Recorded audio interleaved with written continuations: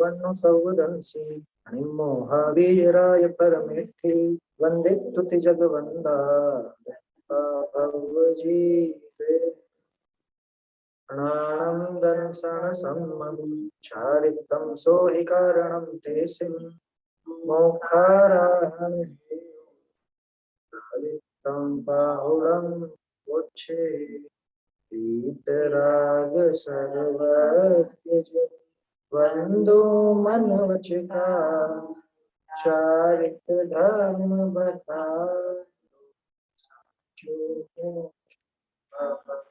कुंद मुनिराज चारित बाहुर प्राकृत गाथा बनी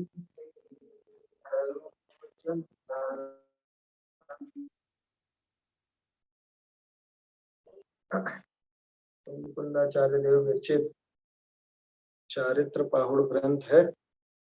और देखा जाए तो यहाँ पे कुंदाचार्य देव का हमको चरणान योग वाला रूप नजर आता है, जिसमें श्रावकाचार और श्रवणाचार ये दोनों की बात यहाँ पर कुंदाचार्य देव कर रहे हैं। लेकिन इस प्रकरण में एक चीज बहुत विचार करने की है कि इसको उठाया कहाँ से उन्होंने। माने इस प्रकरण की शुरुआत जो की वो चारित्र के नाम से की, और चारित्र के दो भेद किए, एक सम्यक्त चरण एक संयम चरण। और पहले सम्यक्त चरण का ही कथन किया। माने आचार्य देव के दिमाग में ये बात बिल्कुल स्पष्ट थी और वो दृढ़ता से बिल्कुल इस पर विश्वास करते थे कि बिना सम्यक्त के वो संयम तो संभव है ही नहीं, हो ही नहीं सकता। इसलिए चाहे श्रावक का संयम चरण बताना हो, चाहे मुनिराज का संयम चरण बताना हो, उसके पहले उन्होंने सम्यक्त चरण की बात, इसलिए पहले सम्यक्त चरण बताया। आया समझ में? ये कोई आज के किसी विद्वान की बात नहीं, ना टोडरमल जी जयचंद जी की बात। सीधे कुंदाचार्य 2000 वर्ष पहले ये कह रहे हैं कि बिना सम्यक्त के संयम चरण नहीं होगा। ये जगह जगह उन गाथाओं में भी बताया और शुरुआत ही उससे की। अपन ने जो ये गाथाएं देखी हैं अभी तक की 24 गाथाएं तो अपन देख चुके हैं। तो 24 गाथाओं में आपने देखा होगा बिल्कुल स्थूल बात भी आई, लेकिन वो सारे के सारे आचरण की जो बात है वो आचरण के पहले सम्यक दर्शन होना ही होना। सम्यक दर्शन के बिना वो संयम चरण नाम ही नहीं पाए। कुछ भी क्रिया कर लो, कैसा भी व्रत उपवास आदि और सब कितनी भी प्रतिज्ञाएं ले लो, लेकिन वो संयम चरण नाम तब मिलेगा जब इधर सम्यक्त चरण।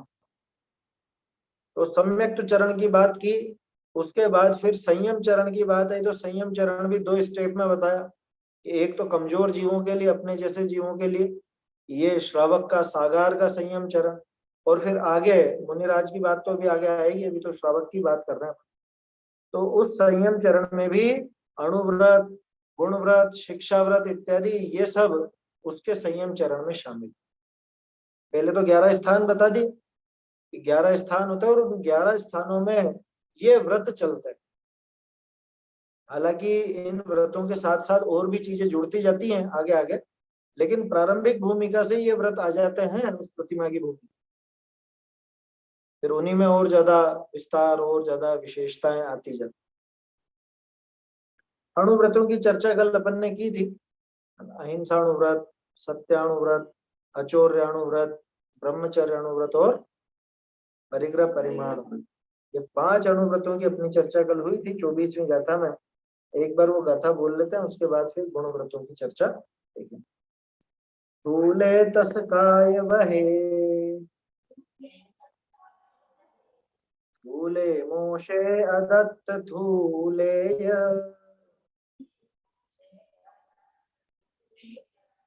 परिहारो पर महिला,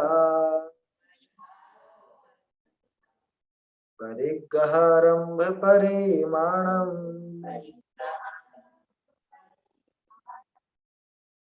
त्रसकाय वध अनुवृषा चोरी तजेलो, परनारिका त्याग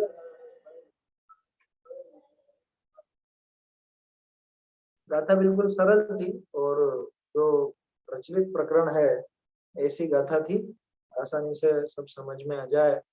और सब समझते हैं अणुव्रतों के संबंध में, तो समझते हैं लेकिन ग्रहण कहाँ होता है?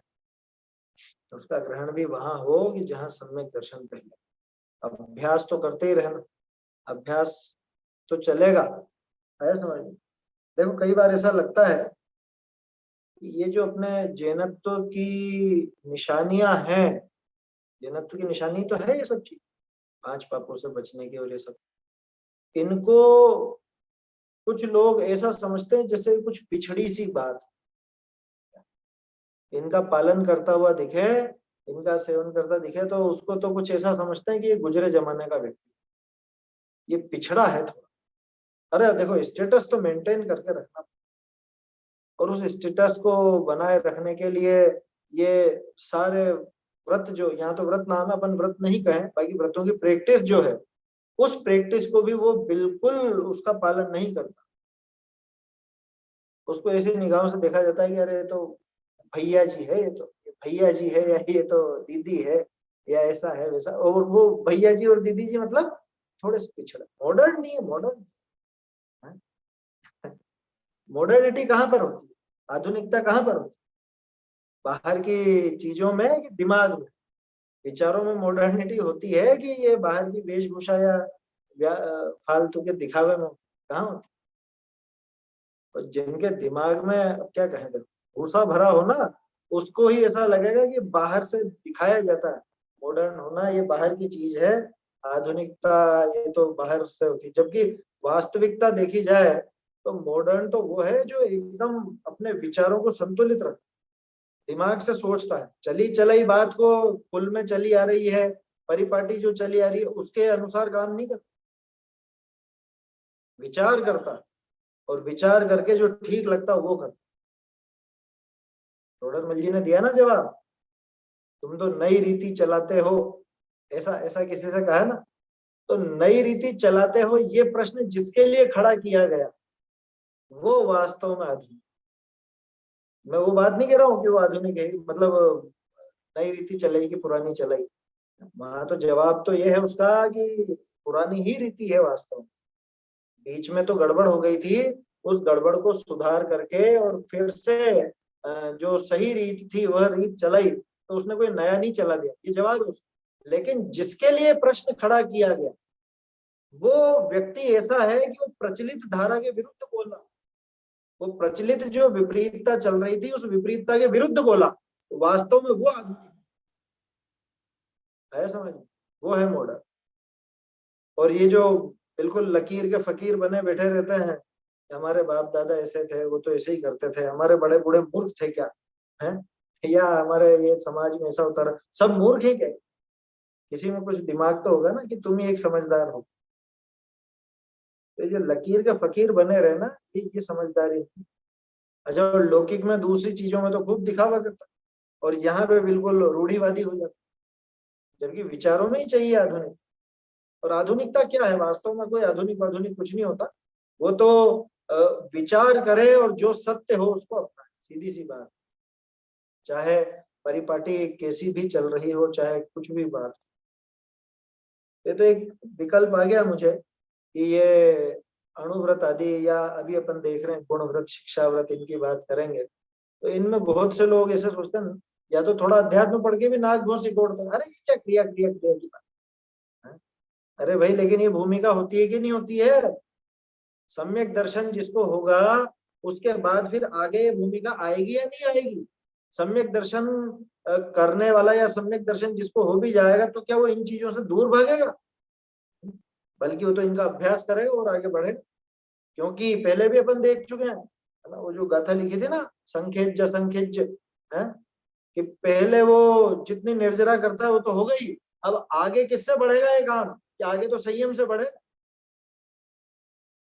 है समझ। तो इसलिए सम्यक दर्शन के बाद उसका अगला लक्ष्य होता है संयम। सम्यक दर्शन तो हो गया, और सम्यक दर्शन के बाद क्या करना? बैठ जाओ बस खीर खांड खा करके मस्त हो जाओ, कि नहीं, आगे संयम की तरफ आगे कदम बढ़े, और तब उसके जीवन में क्रमशः ये सब चीजें आती हैं। है ना। ये पात्रता आती है, उस अनुरूप प्रवृत्ति होती है, पहले प्रैक्टिस होती है और फिर धीरे धीरे इसका अभ्यास करके इनको अपनाता है। मुनिपना तो बहुत आगे की बात है। तो ये सब चीजें जीवन में होती है, ध्यान रखना। ये नहीं कह रहा हूं कि व्रतों को अंगीकार करो, ऐसा करो वैसा। व्रत तो अंगीकार होंगे वास्तव में सम्यक दर्शन के बाद, लेकिन इनके अभ्यास में अगर अपने चित्त को लगाएं तो वहां भी भावों की विशुद्धि बनती है। सम्यक दर्शन के लिए जो नरम भाव भूमि चाहिए, जो कोमल भाव भूमि चाहिए, वो कोमल भाव भूमि इनके अभ्यास में स्वयं बनती है, अपने आप आया समझ। और भेद विज्ञान के साथ इनको करे तो ये सम्यक तुम्हें निमित्त नहीं बनती है। जीव दया की बात आई, अहिंसा अणुव्रत, तो वहां जब जीवों के बारे में सोचेगा तो वहां पे ये विचार भी तो चलेगा ना कि मैं भी जीव हूं। खुद को जीव स्वीकार करके तो दूसरे जीव की रक्षा का उपाय करेगा। है? पूरी क्रिया पे दृष्टि क्यों देते, उस क्रिया के पीछे भावना क्या चलेगी, उसके पहले उसका दिमाग कैसा चलेगा, क्या विचार करेगा, ये बातें नहीं आएगी। सत्य वचन या समझ लो अचौर्य या ब्रह्मचर्य अथवा परिग्रह का परिमाण में, इन सब बातों में ये सारी चीजें शामिल नहीं होंगी भेद विज्ञान की, और तो मेरा अन्य द्रव्य से क्या संबंध है क्या नहीं, वो सब चीजें होंगी। तो ऐसा ही है, अणुव्रतों का कथन यहाँ पे अपन ने कल देखा था। अब अपने को देखना है यहाँ पे गुण व्रत। अणुव्रतों के बाद गुण व्रत की भी बात है। आगे 3 गुण व्रतों को कहते हैं दिशि विदिशि मान पढ़मम अणत्थ दंडस्य वज्जनम विधियम भोगोपभोग परिमा इयमेव गुणव्यया तिण्णी दिशि विदिशि मान पढ़मम अणत्थ दंडस्य वज्जनम विधियम भोगोपभोग परिमा यमेव गुणव्यया तिण्णी दिशि विदिश का परिमाण परिमाण भोगोपभोग।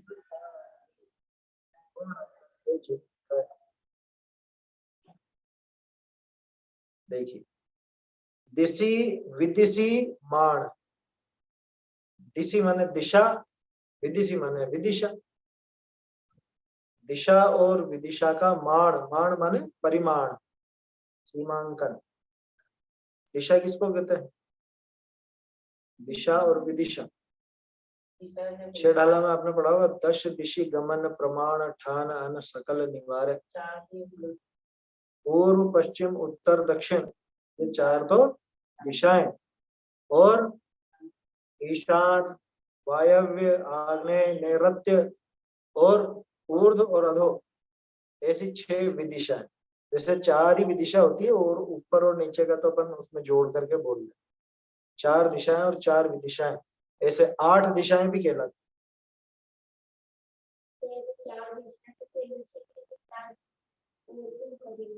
North east, north west, south east, south west, उनके नाम है। नैऋत्य है, आग्नेय है, वायव्य है, ऐसे ईशान है, तो ये सब इनके बीच 4 कोण की जगह 8 कोण बना लिए, और एक ऊपर और एक नीचे, ऐसे तो इस तरह से 10। तो दिशि विदिशि मान पढ़मम, इनका मान, मान माने परिमाण, ठीक है ना। और ये नई पुस्तकों में दिशि विधि और सीमाण ऐसे अलग अलग लिखा है, अलग अलग नहीं एक ही आया। पुरानी पुस्तकों में तो नहीं होगी दिक्कत, नई में जो दिशि और विधि, दिशि विधि और सीमाण, ये पूरा एक है, दिशि विधि सीमाण। पढ़मम, पढ़मम माने प्रथम, ये तो सभी जानते हैं, पढ़मम हो ही मंगलम, ना तो सबने पढ़ा है। अनर्थ दंडस्य वज्जनम विधियम, अनर्थ दंड का वर्जन, वर्जन माने उसका त्याग, उसकी वर्जना करना, उसे दूर करना, किसको, अनर्थ दंड। अनर्थ दंड की वर्जना, ये विधियम, ये दूसरा। और भोगोपभोग परिमा, भोग और उपभोग का परिमाण, परिमा भी बोलते हैं परिमाण भी बोलते हैं, दोनों। इयमेव गुणव्यया तिर्णी, इयमेव, ये ही गुणव्यया, ये गुणव्रत है, तिर्णी माने तीन, ये तीन गुणव्रत है। नाम लिए हैं दिशि विदिशि माण पढ़म, कि पहला तो दिशा और विदिशाओं का माण माने परिमाण, विधियम अनर्थ दंडस्य वज्जनम, दूसरा द्वितीय, द्वितीय का ही प्राकृत में होता है विधियम, द्वितीय अनर्थ दंड का वर्जन, और भोगोपभोग परिमा, तीसरा भोग और उपभोग का परिमा। कुछ अलग लग रहा है क्या? गुण व्रतों में भोगोपभोग परिमाण नाम नहीं आता, शिक्षा व्रतों में आता है, और इधर देश व्रत नाम, तो वो कोई बड़ी बात नहीं है। देखो बहुत सी विवक्षाएं ऐसी, मतलब बहुत से ग्रंथों में इस तरह का भी होता है, दिग्व्रत, देश व्रत और भोगोपभोग परिमाण व्रत, ये तो इधर ले ले, और सामयिक प्रोषधोपवास है ना, और परिग्रह परिमाण तो इधर ले लिया ना, तो फिर वहां पे अनर्थ दंड को उधर डाल, ऐसी भी व्याख्या है। और इस तरह की भी आती है कि भोगोपभोग परिमाण को इधर लिया और अनर्थ दंड को भी इधर लिया, तो देश व्रत उधर, फर्क कुछ नहीं पड़ रहा है, व्रत होके वही होती है ना, चाहे गुण व्रत में ले लो चाहे शिक्षा व्रत में ले लो। है 10 कहाँ से हुए? 7 होते हैं, तो 7 7 शील व्रत, 5 अणुव्रत और 7 शील व्रत, 4 और 3, ये 7 के साथ ही रहेंगे चाहे इधर के इधर रहे, लेकिन ये क्रम जमता है, ये क्रम जो यहाँ पे दिया आचार्य देव ने, ये जमता। अपन ने उसको ही और विस्तार देने के लिए बाद के ग्रंथकारों ने दिग्व्रत और फिर एक और निकाला देश व्रत, इन्होंने दिग्व्रत ही रखा, देश व्रत नहीं रखा। दिग्व्रत का ही एक तरह से विस्तृत रूप है देश व्रत, क्योंकि दिग्व्रत में ही उसी में सीमा को और सीमित किया जाता है कुछ समय के लिए, है ना। देश व्रत उसमें भी एक देश को पकड़ के किया जाता, तो आखिरकार है तो वो दिग्व्रत, दिग्व्रत की लिमिट कोई और समेटा गया है देश व्रत, ऐसा ही तो है देश व्रत का। हाँ, उसके अंदर ताहू में फिर ग्राम गली ग्रह बाग बजारा है, समझ, तो ये दिग्व्रत के अंदर ही शामिल। अनर्थ दंड व्रत है ही सही, अनर्थ दंड व्रत सभी जानते हैं, सबसे ज्यादा अगर पाप जीवन में होता है तो ये अनर्थ दंड, सबसे ज्यादा। अनर्थ दंड का अर्थ क्या है? अनर्थ दंड, दंड माने पाप, अर्थ माने प्रयोजन, बिना प्रयोजन के ही पाप करना, यानी जिससे अपना कोई काम भी सिद्ध नहीं हो, बिना प्रयोजन का वो पाप करना, उसका नाम है अनर्थ दंड, और ऐसे पाप से विरक्ति, उसका नाम है अनर्थ दंड व्रत। है समझ? बिना प्रयोजन के पाप, जैसे 2 जने मिलके जो तीसरे की बात करते हैं, तो तीसरे की बात क्या होती, किस लिए होती, उससे कोई प्रयोजन हल हो रहा है? बस बुराई करने। हाँ, तो निंदा और क्या है? कितने प्रकार का अनर्थ दंड होता है?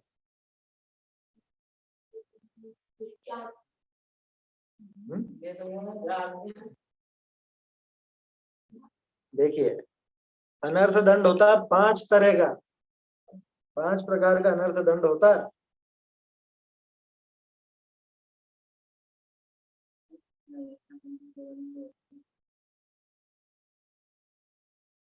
देखिए, आवाज आ रही है ना बराबर? हाँ, 5 प्रकार का अनर्थ दंड होता है। पापोपदेश, हिंसादान, अपध्यान, दुष्श्रुति और प्रमादचर्य, है ना। हाँ, तत्वा सूत्र में भी है, रत्नकरण शावकाचार में भी है, गाथाएं याद हो तो आसानी से वो ध्यान रह जाता है।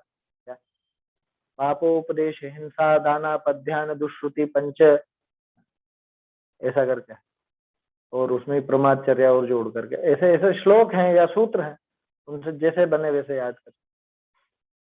और 6 ढल्ला जिनको याद है तो उनको तो याद रहना चाहिए। नहीं दे यश लाधे, है हिंसोपकरण दे करके यश नहीं लाधे, दे न सो उपदेश होय अग वणज कृषित, ये सब चीजें हैं तो सही छेड़ाला में। तो ये 5 प्रकार का अनर्थ दंड, वो 5 तो उन्होंने नाम लिए क्या गिनाने के लिए। देखा जाए आज के जमाने में तो बहुत ज्यादा हो जाएंगे। ये जो मोबाइल का युग आया है इसमें तो जबरदस्त है। वैसे उसमें शामिल हो जाते हैं, फिर भी विस्तार करना चाहे तो अलग अलग निकाल। पापोपदेश कैसा? पापोपदेश माने तुम ऐसा कर लो, तुम ऐसा कर लो, अरे ये क्या कर रखा है, ऐसा मकान बनाओ, ऐसा करना चाहिए था, वैसा करना चाहिए था। ये क्या है? ये पाप का ही तो उपदेश है। आया समझ? तुमसे पूछा गया किसी ने? अच्छा, और पूछा भी हो तो भी पाप का उपदेश नहीं देना। समझ में आ रही है बात? कोई बहुत सौ की आदत होती है ना, बहुत सौ का शौक होता है इस तरह का। अच्छा उनकी लड़की है, वो ठीक रहेगी, वो आपके लड़के के लिए बहुत अच्छी रहेगी। अरे तुमसे कौन पूछ रहा? पूछे तो भी ये काम कराने जैसा है क्या? शादी ब्याह के पचड़ों में फंसने जैसा है क्या? खुद ने किया जो क्या कम पाप है क्या इसको, और दूसरों को भी उसमें घसीट। समझ में आ रही है बात? तो ये पापोपदेश, तो वो वहां कर लेना, ये ऐसा कर लेना, दुकान तुमने यहाँ पे ले रखी है, इसकी जगह तो वहां लो, वहां ज्यादा चलेगी, या ये वाला धंधा करो, मकान इस तरह का बनाओ, और कुछ नहीं हो तो इसको यही सूझता रहता मंदिर में ही, ऐसा कर लो वैसा कर लो, यहाँ पे एक चीज और बना देते हैं, ऐसा एक और काम कर ले। वो बाबूजी की एक क्लिपिंग बनाई थी पहले, बहुत पहले, 6.5 मिनट के लगभग, सुनी होगी आप लोगों ने। अभी 2-4 दिन पहले वापस किसी ने चढ़ाई यूट्यूब पर। एक काम तो हो गया, अब दूसरा काम बाकी है, अब तीसरा काम बाकी है। तो वो उपदेश देते रहते हैं ऐसे ही, अरे तुम्हारे यहाँ कुछ भी नहीं है, एक काम करो, एक हॉल बनाओ, अच्छा सा हॉल बन गया तो मंदिर बना लो, मंदिर बना हुआ है तो स्वाध्याय हॉल बना लो अलग से, ऐसा आयोजन कर लो, वैसा आयोजन कर लो।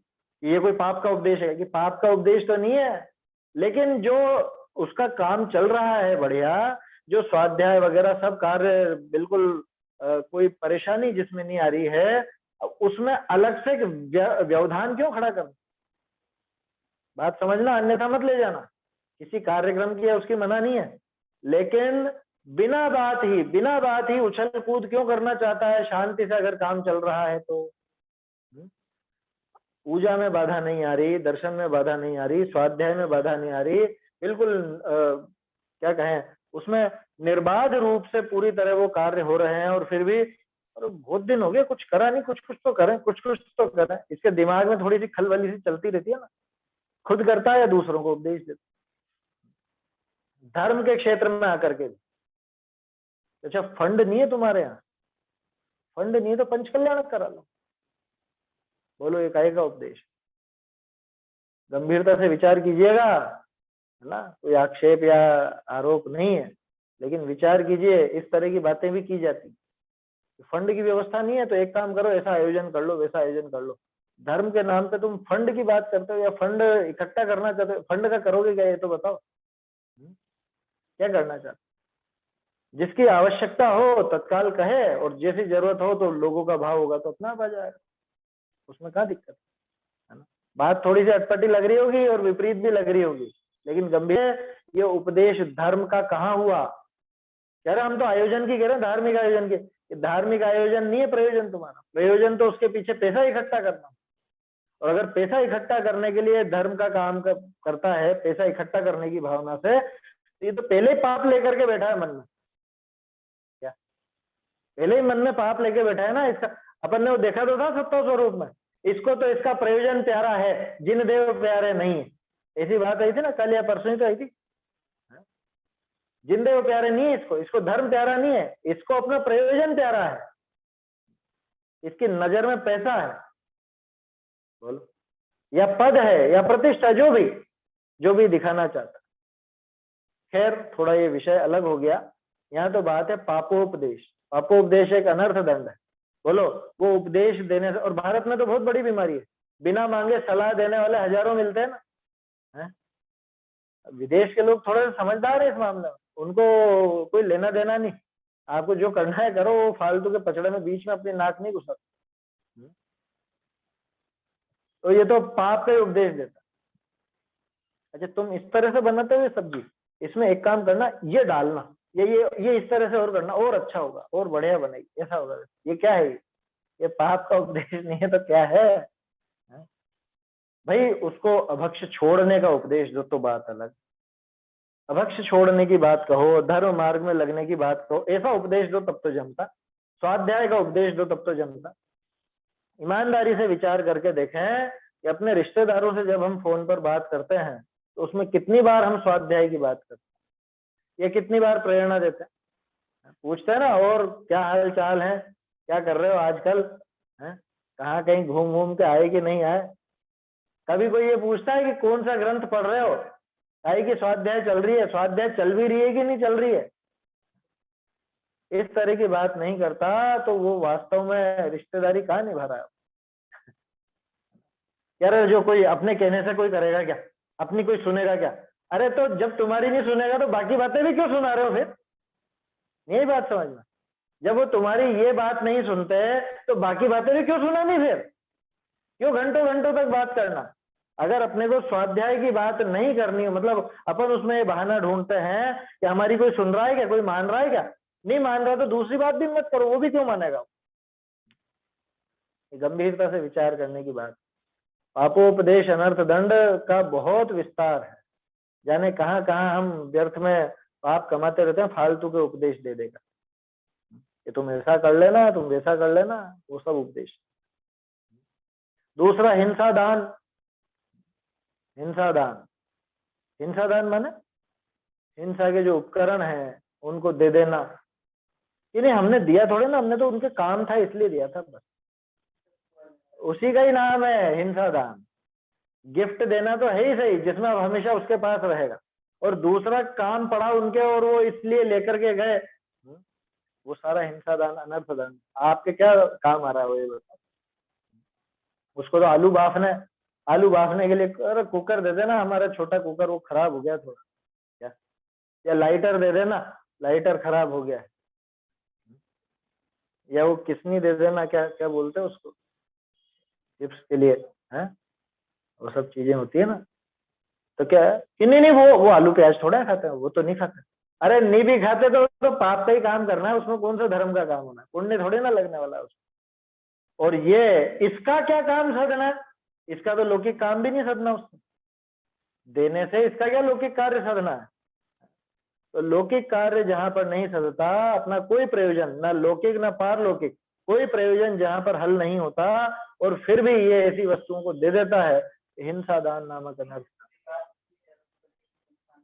हाँ तो उसमें पुण्य है क्या, है तो पाप ही, और अनर्थ दंडी तो है। हाँ तो खुद बना रहा है, ये तो खुद का प्रयोजन हुआ, उसमें अनर्थ दंड नहीं है। खुद बना करके खाता है, उसमें अनर्थ दंड नहीं है, पाप तो है पर अनर्थ दंड नहीं है। अनर्थ दंड विशिष्ट पाप है। क्यों? क्योंकि ये बिना प्रयोजन का किया हुआ पाप। समझ में आ रही है बात? इससे बचना, क्या बनती कोशिश बचना। हाँ तो लेने जाते वहां तो खुद का प्रयोजन है ना, यहाँ देने की बात है कि हम लेने भी जाते हैं तो देना भी पड़ेगा। तो पहली बात तो ऐसा काम ही क्यों करना जिसमें दूसरों से मांगना पड़े, एक बात। दूसरी बात, मांगना अगर पड़ता भी है या मांग करके आपने वो काम भी किया तो कोई पुण्य का तो काम किया नहीं, वो तो पाप का ही काम है। इतना जरूर है कि वो आपने आपके प्रयोजन के लिए लिया है, तो वो अनर्थ दंड तो नहीं कहलाए। लेकिन देने में कौन सा प्रयोजन सदता है? देने में तो कोई प्रयोजन नहीं सदता, वो अनर्थ दंड है। आया समझ? जितना बच सको बचना। मैं क्यों कह रहा हूं जितना बच सको बचना? क्योंकि पूरी तरह तो जो व्रती होता है, अनर्थ दंड व्रत लेता है, उसके ये सब चीजें छूट के वो नहीं देगा किसी को, एक माचिस भी नहीं देगा, वो क्या बोलते लाइटर भी नहीं देगा। हाँ इसीलिए तो कहा ये गुणस्थान के अनुसार आता है, पहले सम्यक दर्शन आएगा, इसके पहले प्रैक्टिस जरूर हो सकती है, बनती कोशिश नहीं तो किसी को। बहुत से लोग ऐसे होते हैं, वो बहुत यूं समाज में तो बहुत वो कहलाते हैं, अरे सबकी सहायता करते हैं, ऐसा है और वैसा है, कुछ भी चाहिए इनके यहाँ से ले जाओ इनके यहाँ से।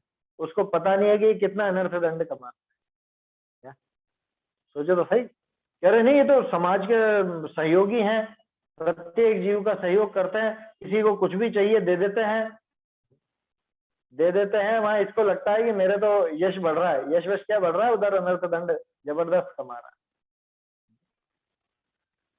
है। और अपध्यान, अपध्यान के मुकाबले कोई और अनर्थ दंड होता ही नहीं है। मतलब जिस मात्रा में अपध्यान चलता है उस मात्रा में कोई सा दूसरा अनर्थ दंड और दूसरा पाप नहीं चलता, ये यकीन मानिए। क्या कैसे? अखबार खोल के देखो, अखबार खोलते और ये युद्ध हो रहा है इनके बीच में, इनको तो ऐसा कर देना चाहिए, वैसा कर देना चाहिए, इसके साथ तो ऐसी, और कैसी कैसी घटना हो रही है, इनको तो ऐसी सजा मिलनी चाहिए, ये बैठे ठाले, इसको न लेना न देना है। इसी का नाम तो है अनर्थ दंड। ये अपध्यान सबसे ज्यादा चलता है, और ये सोशल मीडिया के जमाने में सबसे ज्यादा, मतलब कल्पना नहीं होती कि आगे और कैसे कैसे पाप सोचेगा मन। अपध्यान कितना ज्यादा चलता है इससे। आप जो सोशल मीडिया चलाते हो वो क्या क्या बोलते हैं उसको, डीपी और स्टेटस है, उन सब में क्या चलता है, अच्छा ये देखो ऐसे ऐसे फोटो खिंचा रहे हैं, ऐसे ऐसे उतरा रहे हैं, ऐसे ऐसे काम कर रहे हैं, ये कर रहे हैं। अरे तुझे लेना ना देना, तू क्यों फालतू तेरा टाइम बर्बाद करता है उसके पीछे।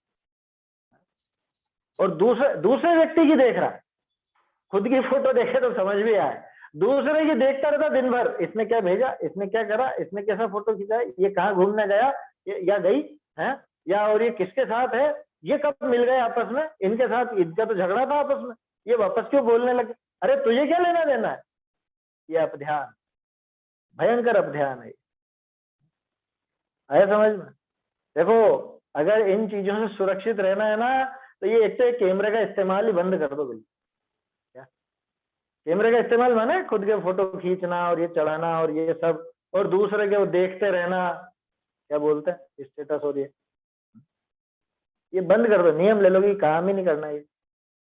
उसमें लाभ क्या हो रहा है बताओ, न कोई सामाजिक लाभ है, न आर्थिक लाभ है, न शारीरिक लाभ है, न मानसिक लाभ है, न पारमार्थिक लाभ है, कुछ तो लाभ नहीं है उसमें। क्या लाभ है बताओ। तो इससे तो जितना बच के रहो उतना अच्छा। ये तो सीमित प्रयोग, वो भी धर्म के काम में जितना काम आ जाए तो ठीक है, इसके अलावा तो ये प्रयोग करने जैसा नहीं है। तो बहुत से लोगों को तो ऐसा शौक रहता है, क्या आए दिन ही वो बदलते रहते हैं अपना फोटो है, आज ये फोटो लगाया कल दूसरा लगाया, ये वाला अच्छा खिंच गया मेरा, इसमें अच्छा दिख रहा हूँ, या इसमें अच्छी दिख रही हूँ, मैं सुंदर लग रहा हूँ, अब ये वाला लगाओ, ये हटा दो, अब ये लगाओ, ये हटा दो, ये लगा, ये क्या है ये, अब ध्यान नहीं है ये आज के जमाने के हिसाब से घटित करके बताया मैंने। अखबार आप देखोगे, मोबाइल पर कोई खबर भी देखोगे, पहले तो टीवी से बचने के लिए कहते थे टीवी हटा दो, टीवी हटा दो, टीवी, अब टीवी का बाप आ गया ये मोबाइल। जैसे अब कहने को कोई यूं कहे, जैसे अभी हम ही कहें कि टीवी नहीं है घर में, लेकिन ये मोबाइल तो है, सारी चीजें तो इसी में आ जाती हैं, क्या बचा पूरी दुनिया का, सारी खबरें इसमें। आप अखबार नहीं मंगाते हो, अखबार नहीं आता हमारे यहाँ, तो क्या हो, ये सारी खबरें तो इसी में आ जाती, और खबरों में ही पूरा दिन निकल जाता, यहाँ ये हुआ, यहाँ ये हुआ, एमपी में ये हुआ, राजस्थान में ये हुआ, भारत में ये हुआ, रशिया में ये, यूक्रेन में ये, और इनको तो ऐसा करना चाहिए, ये अमेरिका सबको लड़ाता रहता है, ये ऐसा करता वैसा करता, ये बहुत खराब है, ये प्रधानमंत्री खराब है, ये वाला अच्छा है, और ऐसा होना चाहिए था वैसा। ये क्या है ये अपध्यान नहीं है तो क्या है। इससे इसका कोई प्रयोजन हल नहीं होता, और ये भयंकर पाप कमाता। यार इसमें इसमें क्या पाप हो गया, इसमें क्या पाप हो गया, खबर देखने में क्या पाप हो गया। अरे वो जो तंडुल मत्स्य है ना, वो खबर ही तो देखता और क्या करता, उसको सिर्फ एक खबर ही तो है, अरे देखो देखो इसके मुंह में इतनी सारी मछली आ गई, इतनी सारी चली गई, कैसा मूर्ख है, मैं होता है इसकी जगह तो सारी की सारी खाई। अपध्यान ही तो करता और क्या है, इस अपध्यान के फल में सातवें नरक जाता है वो। नहीं तो बोलो उसके पास क्या है, कौन सा उसका परिग्रह है या क्या है। अपध्यान, सिर्फ और सिर्फ अपध्यान। और मुझे तो ऐसा लगता है, कितनी बार विचार आता है, वो तो आर्त ध्यान खुद से संबंधित भी हो सकते हैं, दूसरे भी हो सकते हैं, लेकिन ये तो अपध्यान ही है, छोटा ध्यान ही है, इसमें खुद का क्या है। तो अपध्यान में यूं समझना इसको, मतलब कितनी बार मुझे तो ऐसा विचार आता है कि ये जो खबरें देखकर या और दूसरों को देख देख करके इसमें ही अपना समय बिगाड़ते हैं ज्यादा, वो अगले भाव में तंडुल मत्स्य जैसे ही होना, या वही होंगे क्या? क्यों? क्योंकि उसको तो यही तो चलता है दिन भर, इसके तो इतनी मछलियां आ रही, इतनी मछलियां गई, ये मूर्ख है, खाता नहीं है। बस ऐसे तो खबरें देखकर या दूसरी चीजें देखकर हम भी ये सोचते हैं, अरे इसने ऐसा कर दिया, इसने वैसा कर दिया, ऐसा कर देना चाहिए, मैं होता तो ऐसा कर, ये अब ध्यान। दूसरा तंडुल मत्स्य रहता है ना महामत्स्य के कान में।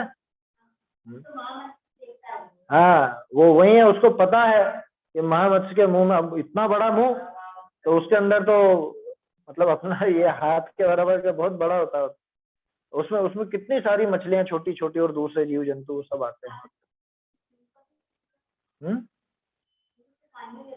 हाँ वो ज्ञान तो है उसको, आसपास का क्या हो रहा है क्या नहीं हो रहा, वो सब नजर आता है, वो खबर तो है उसको।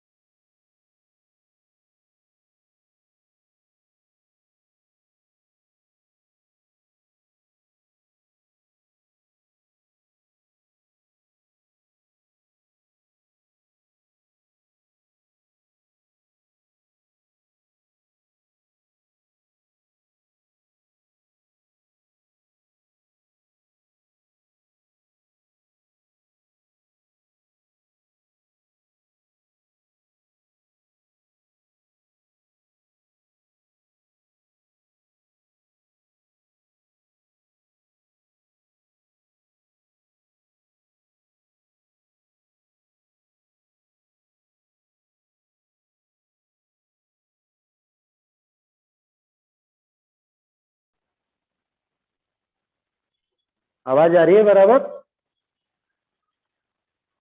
आ रही है। हाँ चलिए, कुछ नेटवर्क की समस्या होगी थी यहाँ पे।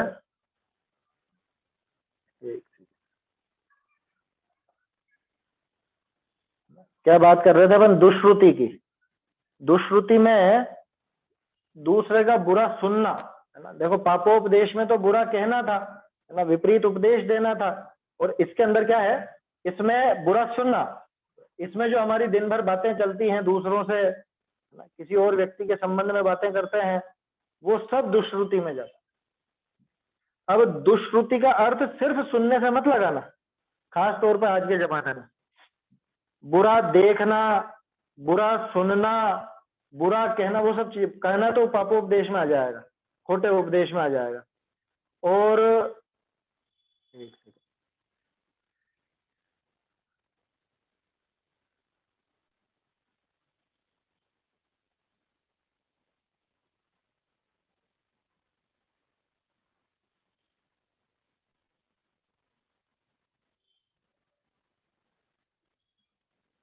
आवाज नहीं आ रही है? हाँ हाँ, अभी अभी आ रही है आवाज? हाँ आ रही चलिए है। सुनिए ध्यान। तो दुष्श्रुति में जैसे अपन श्रुत का अर्थ सिर्फ पढ़ने या मतलब सिर्फ सुनने की बात नहीं लेते हैं, श्रुत में अपन पढ़ने की बात भी लेते हैं, ऐसे ही दुष्श्रुति में भी खोटा देखना, खोटा सुनना, खोटा पढ़ना, ये सब चीजें आ जाएंगी। वो गांधी जी के 3 बंदर थे ना बस वैसा समझ लो, बुरा नहीं देखना, बुरा नहीं सुनना, बुरा नहीं बोलना, तो ये अनर्थ दंड से बचो। तो चौथा, बुरा नहीं विचार करना, ऐसा भी समझ लो। तो ये दुष्श्रुति में हो जाता है। हाँ देखो, एक चीज मुझे ध्यान है, अपन बात करने से रह गए, जो हिंसा दान है, तोडरमल जी की पंक्ति उसमें याद रखनी चाहिए, दान तो ऐसा देना जिससे धर्म बढ़े, क्या ऐसी वस्तु देना जिससे धर्म बढ़े, बल्कि स्वाध्याय बढ़े, ऐसी वस्तु देना। उन वस्तुओं के देने में दिक्कत नहीं है, वो तो पुण्य है, और उसको छोड़ करके बाकी कुछ भी जो देते हैं वो पाप का ही दान है, हिंसा का ही दान है, क्योंकि जगत में बाकी सारी चीजें तो हिंसा की उपकरण है। अरे इसमें क्या हिंसा है? अरे कुछ भी हो, एक छोटे से जीव की भी, एकेंद्रीय जीवों का भी घात अगर होता हो तो हिंसा का ही तो दान है। हमने तो वहां पे देखो, बहुत से लोग होता है कि फला फला सेठ ने मंदिर में पंखे लगवाए, पंखे का दान दिया। पंखे का दान है कि हिंसा का दान है? उस पर नाम लिखवा देते हैं, देखे होंगे आपने पुराने मंदिरों में बहुत सो में पंखों पर नाम लिखे रहते हैं, फला फला सेठ या सेठानी की तरफ से। कह रहे मूर्ख, वहां पे और ऐसे ऐसे जगह पे जहाँ पे धर्म करना था, पुण्य करना था, वहां पे ऐसे पाप का साधन, हिंसा का दान दिया। वहां पे वॉशिंग मशीन देना, वहां पे ये दे देना, गीजर दे देना है, और जो भी विशेष पाप के साधन है वो दे देना मंदिर में। हाँ, कूलर वगैरह, एसी लगवा देना, ये सारी चीजें, ये पाप का दान है, हिंसा का दान। दुष्श्रुति, ये देखो जैसे अभी अपन ने बात की अपध्यान की, तो ये जो अपने मोबाइल वगैरह हैं, ये साधन अपध्यान के भी जबरदस्त निमित्त हैं और दुष्श्रुति के भी जबरदस्त। यूं समझो कि दुष्श्रुति जब होगी उसके बाद अपध्यान चलेगा। क्या मतलब कि पहले तो उसके बारे में अपन पढ़ेंगे सुनेंगे और उसके बाद फिर वो ध्यान चलेगा। ये दोनों आपस में थोड़े से जुड़े हुए हैं, है ना। उस चीज का अभ्यास हो, उस चीज को सुने पढ़े और बाद में फिर उसका विचार करें। तो दुष्श्रुति और फिर अपध्यान, जैसे यूं समझ लो कि वाचना, प्रच्छना और फिर अनुप्रेक्षा, है ना। स्वाध्याय में एक क्रम चलता है, पढ़ते हैं, पूछते हैं और उस पर चिंतन चलता है। वो का वही क्रम यहाँ चलता है, बस ये उल्टा है बिल्कुल। वो तो धर्म का साधन है और ये महापाप का साधन। दोनों से बचना हो तो ये जो भी अपने सोशल मीडिया या ये मोबाइल वगैरह है जो साधन है, इनसे इनका सीमित उपयोग करें अथवा बच करके रहें। और आखिरी क्या है? प्रमादचर्या। प्रमादचर्या, अब प्रमादचर्या बहुत लंबी रेंज है प्रमादचर्या की। फालतू समय गंवाना, ये भी प्रमादचर्या है। कुछ नहीं, बैठे बैठे ऐसे आलस करना, लेट गए, नींद नहीं आ रही तो भी पड़े हुए हैं, या सुबह सुबह जैसे बहुत सो की आदत होती है ना, उठने की कोशिश ही नहीं करते, जाने कैसे पड़े रहते हो 7-7 8-8 बजे तक, है। और बहुत से तो और लेट तक, मालूम पड़े कि अरे रात को वो 2 बजे सोते हैं, इसलिए रात को 2 बजे है, जैन होकर के रात को 2 बजे सोएगा, 2 बजे तक क्या करेगा? दिमाग बिल्कुल, क्या कहें, वो तो रात में कौन जागते हैं वैसा ही हो जाएगा दिमाग भी, आया समझिए। तो इसलिए ये चीजों का ध्यान रखना चाहिए। प्रमादचर्या में बहुत सी बातें आएंगी, कुछ नहीं है, चलते फिरते पत्तियां खींच रहे हैं पेड़ों की, पौधों की, है, वो भी प्रमादचर्या। जमीन खोद रहे हैं बैठे बैठे, अब तो जमीन कहीं ऐसी दिखती नहीं, सब जगह पक्की फर्शियां होगी। पहले बच्चे मैदान में खेलने जाते हैं, कहीं पर भी जाते हैं तो बैठे बैठे कुछ नहीं, गड्ढा ही खोद रहे हैं। तालाब किनारे गए, नदी किनारे गए तो उठा उठा के पत्थर फेंकना। हाँ, तो ये सब प्रमादचर्या ही तो है, अनर्थ दंड का ही तो भेद है। हाँ, स्वाध्याय में बैठे बैठे चटाई के वो धागे निकालना, या वो सीख की चटाई तो सीख निकाल देना, है बैठे बैठे, और कुछ नहीं, मतलब कुछ नहीं, टाइम पास करना है। इसको प्रमादी बन करके रहे, ये प्रमाद है, इसका नाम है प्रमादचर्या। कुल मिला के जिस क्रिया में विवेक नहीं हो, बिना विवेक के क्रिया करना, वो प्रमादचर्या। बिना विवेक, चाहे आप आपके घर का ही कुछ काम करो ना, लेकिन विवेक नहीं रखो, उसमें सावधानी नहीं रखो, तो वो प्रमादचर्या। इसलिए मैंने कहा प्रमादचर्या की सबसे लंबी रेंज है इनमें, सबसे बड़ी रेंज। कोई भी काम होने को वो आपके प्रयोजन का हो सकता है, लेकिन उस प्रयोजन में अगर विवेक रखो तो पाप कम लगे। अब वो बिना काम ही प्रमादचर्या, और बताओ बिल्कुल प्रैक्टिकल आपको घर में दिख जाएगा। अर्थ में लाइट, पंखे और ये सब खुले छोड़ दो, क्या इधर से उठ के गए और आ रहे हो 5-10 मिनट में या थोड़ी देर में भी आ रहे हो तो भी इधर चुपकी, बस आ ही रहा हूँ, अभी आ रहा हूँ। कितनी देर लगती है बटन बंद करने में? ये सिर्फ इसको उंगली तो हिलानी है और क्या करना है वहां पर, लेकिन उसमें अभी आ रहा हूँ, अभी आ रहा हूँ। बहुत सी आदत होती है इस तरह की, कमरे से निकले, लाइट पंखा कुछ भी बंद नहीं किया और चल दिए, और फिर आ रहा हूँ ना, मैं अभी आ रहा था। ये क्या है? ये प्रमादचर्या है। ये भाई बहुत हिंसक साधन है, बिजली पानी, इनका बहुत विवेक से प्रयोग करना चाहिए। अब कोई सोचेगा इसमें अनर्थ दंड कहाँ हुआ, ये तो हमारे प्रयोजन की थी। अरे तुम्हारा प्रयोजन कहाँ चल रहा है? तुम तो यहाँ खड़े हो और तुम, वो लाइट वहां जल रही है और पंखा वहां जल रहा है। आया समझ में? तो उसके अंदर विवेक नहीं रखना, सावधानी पूर्वक प्रयोग नहीं करना, ये सब प्रमाद है। रसोई के काम में, भोजन आदि बनाने में और दूसरे कामों में जीवों का ध्यान नहीं रखना, बिना काम ही अंधाधुंध प्रयोग करना, ये प्रमादचर्य। और बताओ, बहुत सी वस्तुएं जो हम इकट्ठी करके रख लेते हैं, आवश्यकता नहीं हो फिर भी ज्यादा ज्यादा कर लेते, ये क्या है? ये प्रमादचर्य है। इसमें प्रमादचर्य क्या कि हाँ 100% प्रमादचर्य। आपको ये विवेक ही नहीं है कि आपको जरूरत कितनी वस्तु की आवश्यकता है, और उसके बिना ही हम तो डबल डबल ले आते हैं। घर पे पहले से था और ले आए, क्या ये पहले से ही पड़ा हुआ था और ज्यादा लिया, ये प्रमादचर्या। और नहीं तो क्या है कि नहीं, ये तो परिक्रम आएगा ना, ये परिक्रम तो आएगा, लेकिन ये बताओ तुम्हारे प्रयोजन का नहीं था, तुम्हारा प्रयोजन पूर्ता तो पहले ही मौजूद था, प्रयोजन के बिना ही तुमने ये पाप किया ना, ये अनर्थ दंड। ये उसमें बहुत होता है, सेल वगैरह लगती है ना, सेल में बहुत होता, और इतने की छूट मिल रही है, ले लो ले लो ले लो, जरूरत नहीं फिर भी ले लो।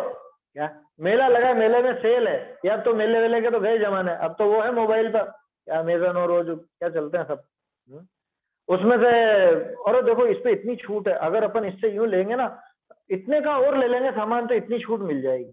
बहुत से लोग इसी में पागल हो जाते हैं, उसमें भी पागलपन छा जाता है। माने जरूरत नहीं होती उसके बावजूद वो वस्तु ले आते, ये प्रमादचर्य है, इसका नाम प्रमादचर्य। और ये अनर्थ दंड है, आया समझ में? अनर्थ दंड व्रत नहीं, अनर्थ दंड है। ऐसी चीजों को छोड़ना, ऐसे ऐसे कामों को छोड़ना, वो कहलाता है अनर्थ दंड। अभी तो इस पर चर्चा की अपन ने, अर्थ और भावार्थ देखना बाकी है ना। भोगोपभोग परिमाण तीसरा लिया है, तो भोग और उपभोग कल ही करेंगे चर्चा, जल्दबाजी में क्यों करें ना। भोगोपभोग परिमाण की बात कल देखेंगे, और अर्थ भावार्थ भी कल देखेंगे अपन। तो अनर्थ दंड वास्तव में जीवन में, मेरा तो ऐसा सोचना है कि अधिकांश पाप तो अनर्थ दंड से ही बनता है। क्योंकि जितना हम काम नहीं करते जीवन भर में, जितना भी भोग या उपभोग नहीं करते, जितने भी और क्रियाएं नहीं करते, उन सबसे ज्यादा तो अनर्थ दंड का ही काम चलता है।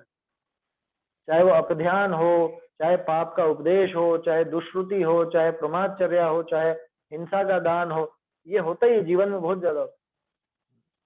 उससे बचने का प्रयास करना है। चलिए गाथा बोल लेते हैं एक बार। दिशि विदिशि मान पड़मम अणत्थ दंडस्थ वज्जनम विधियम भोगोपभोग परिमायमेव गुणव्ययात्यन्नी दिशि विदिश का परिमाण दिग्व्रत हर अनर्थक दंड व्रत परिमाण भोगोपभोग का ये 3 गुण व्रत जिनका। कल तो रविवार है, देखेंगे अगर कोई प्रश्न वगैरह हो तो उनको भी देख सकते हैं, और नहीं होंगे तो फिर इसी को आगे बढ़ाएंगे। चैतन्य का स्मरण प्रतिक्षण ही करो रे, भव के अनंत दुख को क्षण में हरो रे, अक्षय अनंत निज सौख्य निधान पाओ, गाओ अरे नित इसी के गीत गाओ।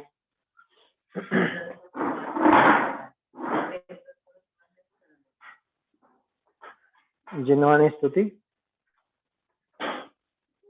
सुन जिन वैन श्रवण सुख पायो, सुन जिन वैन श्रवण सुख पायो, नस्यो तत्व दुर अभिनिवेशतम, नस्यो तत्व दुर अभिनिवेशतम, स्याद उजास कहायो, चिर विसर्यो लयो आत्म रे, सुन जिन वैन श्रवण सुख पायो, सुन जिन वैन श्रवण सुख पायो, दयो अनादि असंजम दवते, दयो अनादि असंजम दवते, लहि व्रत सुधा सिरायो, धीर धरी मन जीतन में, सुन जिनवे न श्रवण सुख पायो, सुन जिनवे न श्रवण सुख पायो। भय विभाव अभाव सकल अब, भय विभाव सकल रूप चित लायो, दास लयो अब अविचल जय, सुन जिनवे न श्रवण सुख पायो, सुन जिनवे न श्रवण